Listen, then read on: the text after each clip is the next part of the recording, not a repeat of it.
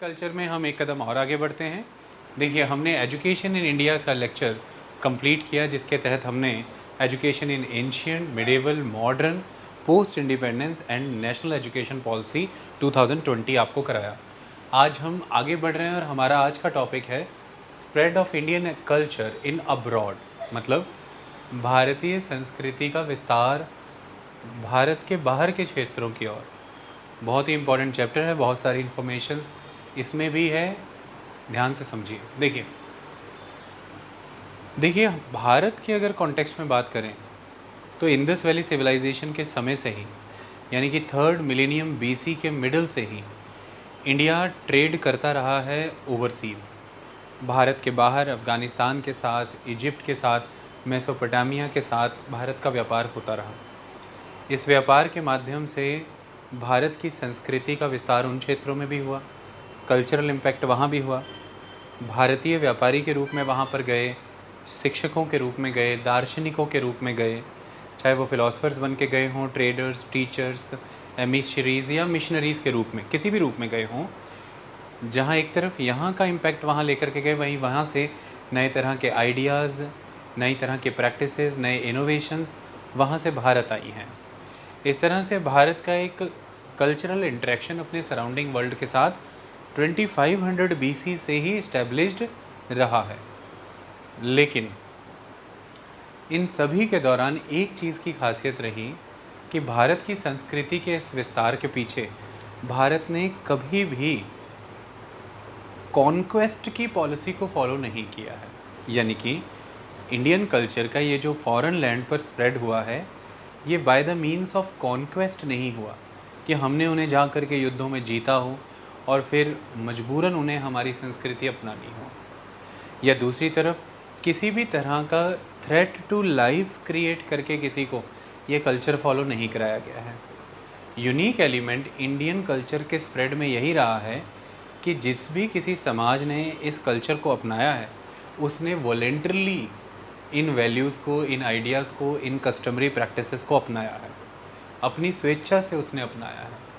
भारत ने कभी भी युद्धों के माध्यम से ना स्वयं को किसी पर थोपा है और ना ही भारत ने किसी के लिए ऐसी परिस्थितियां पैदा की कि उसे अपनी संस्कृति और अपने जीवन को बचाने के लिए भारतीय संस्कृति को अपनाना पड़े। भारत के निरंतर संपर्क बने इन सभी मुल्कों के साथ, अलग अलग समाजों के साथ, और उन संपर्कों के तहत धीरे धीरे उन संस्कृतियों ने भारतीय संस्कृति के गुणों को अपनाया। ये बड़ी चीज़ है। तो यही चीज़ यहाँ पर ओपनिंग में हमने लिखी भी है कि the spread of Indian culture was not a spread by means of conquest or threat to life of an individual or society, but by means of voluntary acceptance of cultural and spiritual values of India। यानी कि जिन भी किन्हीं संस्कृतियों ने भारतीय दर्शन को, भारतीय संस्कृति को अपनाया है, वो स्वेच्छा से अपनाया है भारतीय मूल्यों को। इन सभी प्रक्रियाओं के तहत एक चीज़ यह भी समझ में आई कि जब हम तिब्बत के साथ, चीन के साथ, रोम के साथ, सेंट्रल एशिया के साथ, साउथ ईस्ट एशिया के साथ, श्रीलंका के साथ, सभी मुल्कों के साथ ये कल्चरल इंटरेक्शंस इस्टेब्लिश कर रहे थे, तो हमें ये समझ में आया कि इन सब इंटरेक्शंस का एक नतीजा निकलता है कि शांति स्थापित होती है। आप diverse range of cultural groups को जानते हैं, वहाँ पर आपकी संस्कृति के गुण स्थापित होते हैं, आप उनकी संस्कृति के गुणों को समझते हैं। जब दो सोसाइटीज़ के बीच में इस मैनर में कल्चरल एक्सचेंजेस इस्टेब्लिश हों, उनके बीच में म्यूचुअल को एग्जिस्टेंस के चांसेस बढ़ जाते हैं, फ्रेंडली रिलेशंस बनने के चांसेस बढ़ जाते हैं। ऐसे में दो मुल्कों के बीच या दो समाजों के बीच व्यापार हमेशा शांतिपूर्ण रहेगा, सौहार्दपूर्ण रहेगा, ट्रेड एंड कॉमर्स पीसफुल बना रहेगा, क्योंकि आप दोनों के संस्कृति के गुणों को जानते हैं और आप ये समझते हैं कि कौन सी चीज़ें हैं जो उनके लिए मूल्यवान हैं, उनके लिए वैल्यू करती हैं, वह भी समझते हैं कि कौन सी चीज़ें आपके लिए वैल्यू करती हैं। इससे एक दूसरे के प्रति सम्मान का भाव आता है। आप म्यूचुअल रिस्पेक्ट में एंटर करते हैं। जब म्यूचुअल रिस्पेक्ट होती है तभी म्यूचुअली कोएग्जिस्ट किया जा सकता है, और ये सब चीज़ें टॉलरेंस को जन्म देती हैं। आप दो संस्कृतियाँ, अलग अलग संस्कृतियाँ एक दूसरे के प्रति सहिष्णु बनती हैं, टॉलरेंट बनती हैं। तो भारत का ये जो एक इंटरेक्शन रहा अपने सराउंडिंग वर्ल्ड के साथ, इसका एक नतीजा यह भी निकला कि एक शांति स्थापित रही इन मुल्कों के साथ। दूसरा नतीजा ये भी निकला कि बेहतर व्यापार वाणिज्य इनके साथ बना रहा। धार्मिक स्तर पर, सांस्कृतिक स्तर पर, दार्शनिक स्तर पर एक्सचेंजेस होते रहे। कितने ही तिब्बतन और चाइनीज़ मॉन्क भारत आए, कितने ही भारतीय स्कॉलर्स तिब्बत, चीन, Sri Lanka, Korea, Japan, south east Asia में गए। ये इसलिए हो पाता है क्योंकि एक ग्राउंड तैयार हो चुकी होती है, जिस ग्राउंड में फेथ और ट्रस्ट के एलिमेंट्स होते हैं दो सोसाइटीज़ के आपस में एक दूसरे को लेकर के। तो किसी तरह का कोई ऐसा भय का माहौल नहीं रह जाता, आप जानते हैं एक दूसरे को, तो ये ज़रूरी है। तो यही चीज़ यहाँ पर बताई गई है कि the peace and friendship with other nations, other societies, other religions, and other cultures help our lives and make it more meaningful। ये हमने कल्चरल इंटरेक्शन से सीखा है। चलिए अब हम आगे बढ़ते हैं और शुरुआत करते हैं step by step Indian culture के स्प्रेड को लेकर के। शुरुआत में हम इसे traders, teachers, emissaries and missionaries के वाया देखेंगे। So spread of Indian culture through traders, teachers, emissaries and missionaries. देखिए भारतीय व्यापारी दुनिया भर के कई क्षेत्रों में जा रहे थे और ये प्राचीन काल से ही हो रहा है। ख़ास तौर पर अगर हम वेस्ट की तरफ बात करें तो रोम के साथ भारत का व्यापार था, वो रोम जाया करते थे। ईस्ट की ओर बात करें तो वो चीन जाया करते थे। ख़ास तौर पर अगर हम फर्स्ट सेंचुरी बीसी की बात करें, हम बीसी में हैं और फर्स्ट सेंचुरी बीसी की बात कर रहे हैं, तो हमारे व्यापारियों के बारे में कहा जाता है कि they travel to countries like Indonesia and Cambodia. आप इंडोनेशिया गए, जिसे बाद में जाकर के स्पाइस आइलैंड कहा जाने लगा। आप कंबोडिया गए, क्यों गए आप इन जगहों पर? In search of gold. आप स्वर्ण की तलाश में यहाँ पर गए। ख़ास तौर पर आप किन क्षेत्रों में गए? जावा, सुमात्रा, मलय, ये सभी आइलैंड हैं यहाँ के। जावा आइलैंड, सुमात्रा, मलय, ये सारा जो रीजन है इंडोनेशिया का, ये एक आर्कीपेलेगिक रीजन है जिसमें अलग अलग आइलैंड्स आपस में मिल करके एक देश के रूप में एग्जिस्टेंस में आए हैं। तो ऐसे में आप जावा, सुमात्रा, मलय इन क्षेत्रों की ओर फर्स्ट सेंचुरी बीसी से ही जाते रहे हैं स्वर्ण की तलाश में। यही कारण है कि इन्हें स्वर्ण द्वीप कहा गया है। तो सुवर्ण भूमि या स्वर्ण द्वीप आपसे पूछा जाए तो किसे कहा गया है? जावा, सुमात्रा, मलय क्षेत्र, यानी कि इंडोनेशिया और उसके आसपास के क्षेत्र को सुवर्ण द्वीप कहा गया है। आप स्वर्ण की तलाश में वहाँ जाते थे। मैं आपको एक इमेज दिखा देना चाहता हूँ तो आपको क्लियर हो जाएगा।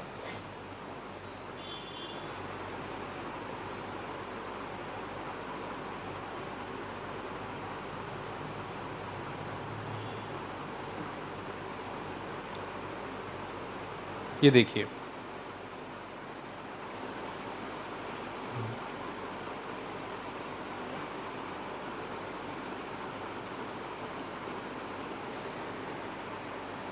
तो भारत से ये जो ईस्ट कोस्ट एरिया है और वेस्ट कोस्ट एरिया है, व्यापारी स्वर्ण की तलाश में इन इलाकों में जाया करते थे। जावा, सुमात्रा, मलय पेनिनसुला क्षेत्र, इसे ही स्वर्ण द्वीप, स्वर्ण भूमि के रूप में जाना जाता है। ओके, चलिए यही दिखाना था बस, दैट्स इट। तो लिखा हुआ है कि traders went to Rome in the west and China in the east. First century BC, in the first century BC, they traveled to countries like Indonesia and Cambodia in search of gold. They traveled especially to the islands of Java, Sumatra and Malaya. This is the reason why these countries were called Suvarna Dweep. Suvarna mane the gold, Dweep mane the island, the gold islands. Okay? Bharat में ये व्यापारी किन क्षेत्रों से जाया करते थे? ये भारतीय किन शहरों से जाया करते थे? तो भारत के उस समय के बहुचर्चित शहर जैसे कि काशी, मथुरा, उज्जैन, प्रयाग, पाटलिपुत्र, और जाने के लिए ये ईस्ट कोस्ट के कुछ महत्वपूर्ण बंदरगाहों का प्रयोग करते थे, जैसे दक्षिण में तमिलनाडु क्षेत्र में ममल्लापुरम, जैसे बंगाल के क्षेत्र में ताम्रलिप्ति, जैसे उड़ीसा के क्षेत्र में पुरी जैसे तमिलनाडु में ही कावेरी, दैट इज़ कावेरीपट्टनम। तो ईस्ट कोस्ट के ये कुछ इंपॉर्टेंट बंदरगाह थे, कावेरीपट्टनम, पुरी, ममल्लापुरम और ताम्रलिप्ति। ताम्रलिप्ति मैं आपको दिखा दूंगा अभी नक्शे के ऊपर। तो इन ईस्ट कोस्ट के बंदरगाहों की मदद से इन महत्वपूर्ण शहरों जिनसे हमने जिक्र किया है, ये व्यापारी इन जावा, सुमात्रा, मलाया यानी कि इंडोनेशिया, कंबोडिया क्षेत्र में व्यापार के लिए जाया करते थे, स्वर्ण ढूंढने जाया करते थे। इसी समय का एक संदर्भ मिलता है कि जब अशोक का समय था, द एम्पायर अशोक, यानी कि बीसी पीरियड की बात हो रही है, और बात हो रही है समवेयर अराउंड 300 बीसी, क्योंकि 321-20 बीसी के अराउंड वो गद्दी पर बैठा था।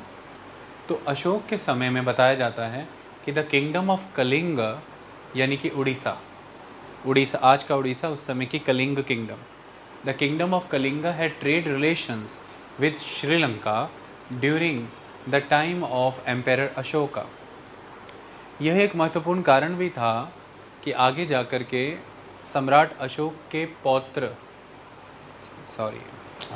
सम्राट अशोक कह रहा हूँ, तो चंद्रगुप्त मौर्य के पौत्र हैं अशोक। यहाँ पर अशोक के बारे में बात होनी थी, हमने 321 बीसी चंद्रगुप्त मौर्य बता दिया। 321 बीसी में चंद्रगुप्त मौर्य गद्दी पर बैठे थे। अशोक का समय इसके बाद आएगा, क्योंकि चंद्रगुप्त मौर्य के बाद बिंदुसार आएंगे और फिर उसके बाद बारी आएगी जाकर के अशोक की। ऐसा माना जाता है कि 273 बीसी के अराउंड अशोक को गद्दी मिल चुकी थी, पर एक उसका लंबा संघर्ष चला है अपने भाइयों के साथ, जिसके कारण उसका जो राज्याभिषेक है वो कुछ वर्षों के बाद हुआ था। कहीं कहीं पर 268 बीसी मिलता है, कहीं 269 बीसी मिलता है। चलिए, हमने इसे यहाँ करेक्ट कर दिया। तो हम अशोक के समय की बात कर रहे हैं, क्योंकि अशोक ही का कलिंग के साथ युद्ध भी हुआ था, द कलिंग युद्ध, वेरी फेमस बैटल, जिसके बाद अशोक ने दिग्विजय का मार्ग त्याग करके धम्मविजय का मार्ग अपना लिया था। और कलिंग के बारे में महत्वपूर्ण जानकारियाँ हमें वहाँ के राजा खारवेल की इंस्क्रिप्शनों से मिलता है। चलिए, करेक्शन हो गई, आगे बढ़ते हैं। तो लिखा हुआ है कि the kingdom of Kalinga had trade relation with Sri Lanka during the time of empire Ashoka. और यही एक महत्वपूर्ण कारण था, मैं यही बताने जा रहा था कि कलिंग के व्यापारिक रिश्ते इस पूरे बे ऑफ बंगाल इलाके में थे, और ख़ासतौर श्रीलंका के साथ भी थे, और मगध साम्राज्य फैल रहा था। ऐसे में मगध और समुद्र के बीच कलिंग आता था। तो ये भी एक बड़ा कारण था कि इम्पॉर्टेंट ट्रेडिंग रूट्स पर अशोक कंट्रोल करना चाहता था, इसलिए उसे कलिंग चाहिए था। कई और कारण थे, पर यह भी एक महत्वपूर्ण कारण था। तो कलिंग युद्ध का एक मुख्य कारण ये भी रहा कि कलिंग के अच्छे खासे व्यापारिक संबंध थे, और इन्हीं व्यापारिक मार्गों पर, इन्हीं व्यापारिक संबंधों पर मगध अपना अधिकार चाहता था, अशोक अपना अधिकार चाहता था। तो ये भी एक कारण बना था युद्ध का, यहाँ पर लिख दिया हमने। तो जैसे ये ईस्ट कोस्ट के इम्पॉर्टेंट बंदरगाह हैं, ऐसे ही वेस्ट कोस्ट के कुछ इम्पॉर्टेंट शहर, क्षेत्र हैं जो व्यापार के लिए जाने जाते थे, जैसे कि कारले है, ये गुफाएं हैं मेनली, और अधिकतर ये बुद्धिज़्म से जुड़ी हैं, जैसे Karla, Bhaja, Kanheri, Ajanta, Ellora. Most of these are Buddhist monastic establishments. हमने जब हेरिटेज एंड कल्चर पढ़ा था, तो हमने पढ़ा था कि कैसे महत्वपूर्ण बुद्धिस्ट मोनेस्ट्रीज़ व्यापारिक मार्गों पर ही हैं, इम्पॉर्टेंट ट्रेडिंग रूट्स पर ही हैं। व्यापारी भी वहाँ रुका करते थे, अब आराम किया करते थे, और व्यापारियों के वाही समर्थन भी दिया जाता था इन मोनेस्ट्रीज़ को बनाने के लिए। और व्यापारिक मार्गों से ही आवागमन बुद्धिस्ट मॉन्क भी किया करते थे बुद्ध धर्म के प्रचार के लिए।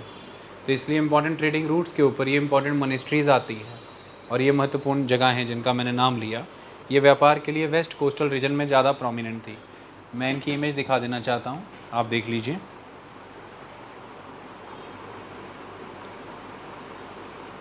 सबसे पहले आप ये दो इमेजेस देख लीजिए। पहले तो दक्षिण में आपको क्लियर हो जाए कि ये ममल्लापुरम है। Mamallapuram temples are very famous, हमने पढ़ाए हैं आपको।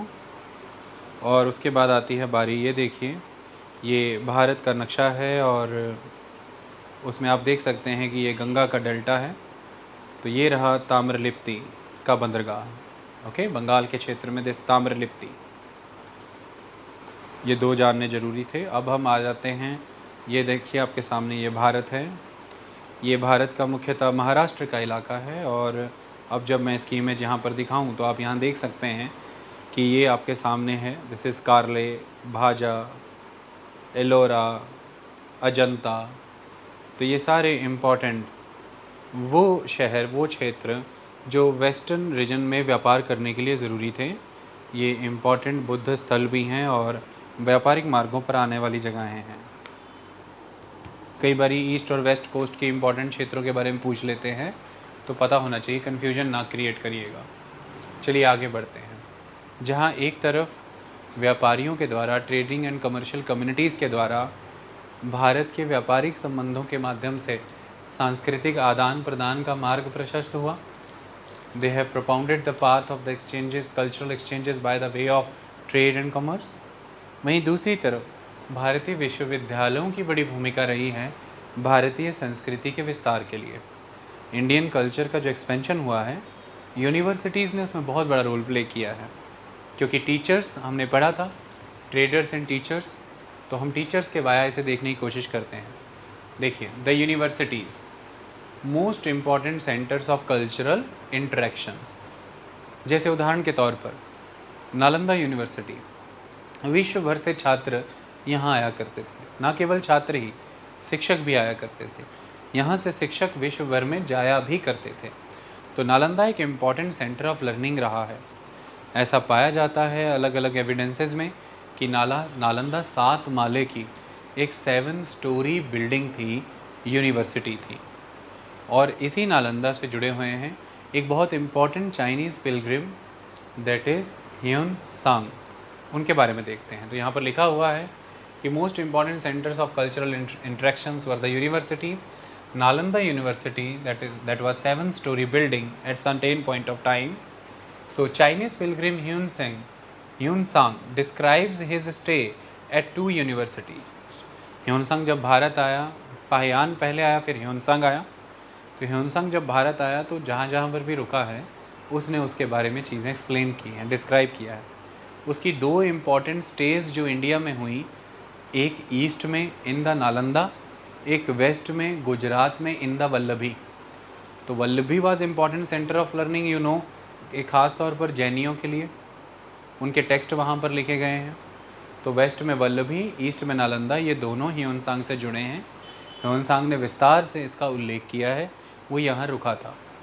सो चाइनीज़ पिलग्रिम ह्यून सांग describes his stay at 2 universities, that is in east, that is Nalanda, in west, that is Vallabhi. Okay, इसके बाद ये तो यूनिवर्सिटी हुई, हमने समझा। Next one is the Vikramshila. देखिए, जब आप पाला शासकों की बात करते हैं, द पाला रूलर, तो उन पाला रूलरों के समय में कुछ यूनिवर्सिटीज़ बहुत महत्वपूर्ण थी जो बिहार के क्षेत्र में हुई हैं, जिनमें से विक्रमशिला बहुत महत्वपूर्ण है, उदंतपुरी बहुत इम्पॉर्टेंट है। तो विक्रमशिला, उदंतपुरी है ना, नालंदा। तो बिहार की ये 3 यूनिवर्सिटियाँ, नालंदा, विक्रमशिला, उदंतपुरी, बहुत महत्वपूर्ण रही हैं प्राचीन काल में। उसी विक्रमशिला के बारे में पढ़ने जा रहे हैं। तो विक्रमशिला यूनिवर्सिटी आज कहाँ पर है? ये आपको ये मिलेगी भागलपुर में। अब बिहार जाइए, बिहार के भागलपुर में मिलेगी। और उदंतपुरी कहाँ मिलेगी? बिहार में, बिहार शरीफ में, बिहार शरीफ में। सो Vikramshila, it is the university situated on the right bank of the Ganges। तो गंगा नदी के दाहिने तट पर यह स्थापित है। Okay. Tibetan scholar Taranath has given its description. तो ये क्वेश्चंस बहुत इंपॉर्टेंट हैं, इसी महीने में आता है कि विक्रमशिला के बारे में जानकारी कहाँ से मिलती है। जो तिब्बतन स्कॉलर तारानाथ थे, उनके द्वारा विक्रमशिला की जानकारी मिलती है। मैं आपको तारानाथ की इमेज दिखाना चाहता हूँ, आप देखिए। ये तारानाथ है, क्लियर? सो तिब्बतन स्कॉलर तारानाथ, विक्रमशिला का डिस्क्रिप्शन हमें इनसे मिलता है, ये इंपॉर्टेंट फैक्ट है। So Tibetan scholar Taranath has given its description. अब इस यूनिवर्सिटी के बारे में ख़ास बात जानिए। देखिए, Teachers and scholars of this university were so famous that the Tibetan king stated to have sent a mission to invite the head of the university to promote interest in common culture and indigenous wisdom. यानी कि यहाँ के teacher scholars इतने महत्वपूर्ण थे कि जो तिब्बत के किंग थे उन्होंने इनविटेशन भेजा यहाँ पर एज अ मिशन, एक मिशन भेजा जो इनवाइट करने आया यहाँ पर। किन्हें इनवाइट करने आया? कि जो यूनिवर्सिटी के हेड हैं वो तिब्बत आएँ और लोगों में रुचियाँ पैदा करें भारत में उस समय में स्थापित बुद्धिस्ट संस्कृति और तिब्बतन बुद्धिस्ट संस्कृति के जो कॉमन कल्चरल एलिमेंट हैं उन चीज़ों को लेकर के विकास किया जाए, इंडिजिनियस विजडम पर काम किया जाए। तो एक बात आप हमेशा याद रखिएगा कि आज हमारे जो तिब्बत के साथ संबंध हैं उन संबंधों की जड़ें बहुत प्राचीन हैं, क्योंकि तिब्बतन बुद्धिज़्म बड़े पैमाने पर भारत में ईस्टर्न सेक्शन ऑफ बुद्धिज़्म यानी कि जो बिहार और बंगाल में आने वाली यूनिवर्सिटीज़ थीं उनमें जो बुद्धिज़्म पनप रहा था, तिब्बतन बुद्धिज़्म उससे बहुत प्रभावित है। क्योंकि इन्हीं यूनिवर्सिटीज़ से जो स्कॉलर्स और मॉन्क तिब्बत जाएंगे वही वहाँ के तिब्बत कल्चर को आधार देते हैं। So the Tibetan Buddhist culture is based on the Buddhist culture propagated from the eastern India to the Tibet। और ख़ास तौर पर पाला शासक जो थे, the Palas of the Bengal, तो बंगाल में उस समय में बिहार, उड़ीसा ये सारा क्षेत्र आता था। So the Pala rulers of Bengal they provided patronage to the Buddhism, वो बुद्धिज़्म को पैट्रोनेज देते थे, सरपरस्ती देते थे। तो पाला शासकों के समय में जब बुद्धिज़्म पनपा है, विकसित हुआ है, ये मॉन्क्स और स्कॉलर्स का प्रभाव दिखता है तिब्बत पे। तो इसलिए आप देख सकते हैं कि जो आपको कई बार कहा भी जा सकता है कि जो पाला बुद्धिज़्म या बंगाल स्टाइल बुद्धिज़्म है उसका प्रभाव हमें नज़र आता है तिब्बत में। ओके, तो इस चीज़ का ध्यान रखना है। तो इसीलिए लगातार तिब्बतन किंग्स इन्विटेशंस भेजेंगे भारतीय स्कॉलर्स को। वो कभी उदंतपुरी से जाएंगे, कभी विक्रमशिला से जाएंगे, कभी नालंदा से जाएंगे और वहाँ जा कर के बुद्धिज़्म की टीचिंग्स को स्प्रेड करेंगे। और इस वजह से हमारे सांस्कृतिक संबंध बड़े मजबूत हैं तिब्बत के साथ। आपने देखा होगा कि भाई जब 1958-59 का समय था, जब दलाई लामा को वहाँ से जाना पड़ा, तो तब से लेकर के आज दिन तक Dalai Lama government in exile India में ही बना के रह रहे हैं, क्योंकि भारतीय सांस्कृतिक संबंध बहुत पुराने हैं तिब्बत के साथ। तो वही चीज़ यहाँ पर लिखी है। तो ये क्वेश्चन कई बार ऐसे भी आ सकते हैं कि तिब्बत के किंग ने किस यूनिवर्सिटी के हेड को बुलाया था कॉमन कल्चर और इंडिजिनियस विजडम के क्षेत्र में काम करने के लिए? Answer is the Vikramshila. या मैच द कॉलम में आ जाता है कि किन किन यूनिवर्सिटी के किन किन राज्यों से अच्छे संबंध रहे। तो Vikramshila, Udantapuri, they were strongly connected with the Tibet. Okay, so teachers and scholars of this university were so famous that the Tibetan king stated to have sent a mission to invite the head of the university to promote interest in common culture and indigenous wisdom. So that is the aspect of Vikramshila. I want to show you the Vikramshila.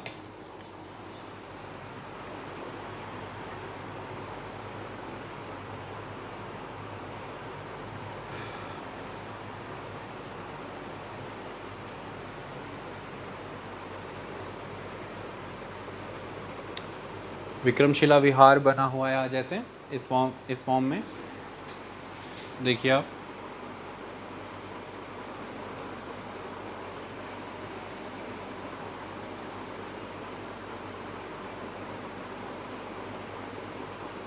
ये देखिए पूरा layout सारा नज़र आ रहा है।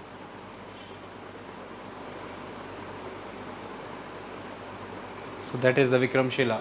Okay, next one is the Odantapuri. Odantapuri. So Odantapuri University, it was under the patronage of the Pala kings, लिखा हुआ है बंगाल के पाला रूलरों की पैट्रोनेज में था ये।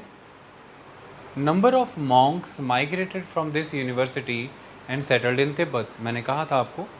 तो बहुत से मॉन्क्स देखिए, जब समय अच्छा था तब भी, और जब समय बिगड़ने लगा, जब कई तरह के आक्रमण होने लगे बुद्धिज़्म पर भी, तो तब यहाँ से कई मॉन्क्स का पलायन हुआ और वो जाकर के तिब्बत में बसे, और उन्होंने ही तिब्बतन बुद्धिज़्म को आगे फर्दर और नर्चर किया। So number of Monks migrated from the university and settled in Tibet. इतनी कहानी यहाँ पर ख़त्म हो गई, स्टोरी क्लोज। अब आगे आइए कुछ और देखते हैं। देखिए AD 67 में, यानी कि 67 AD में चाइनीज़ एम्पायर ने इंडिया को रिक्वेस्ट किया, और उस इनविटेशन पर 2 इंडियन टीचर चीन गए AD 67 में। 2 Indian teacher went to China in AD 67। Why? On the invitation of the Chinese empire. ये 2 कौन से टीचर थे? बहुत इंपॉर्टेंट नेम है, कश्यप मारतंग एंड धर्मरक्षिता। तो धर्मरक्षिता और कश्यप मारतंड ने बुद्धिज़्म का काफ़ी प्रचार प्रसार किया चीन में। इन्हें वहाँ के सम्राट के निमंत्रण पर भेजा गया था।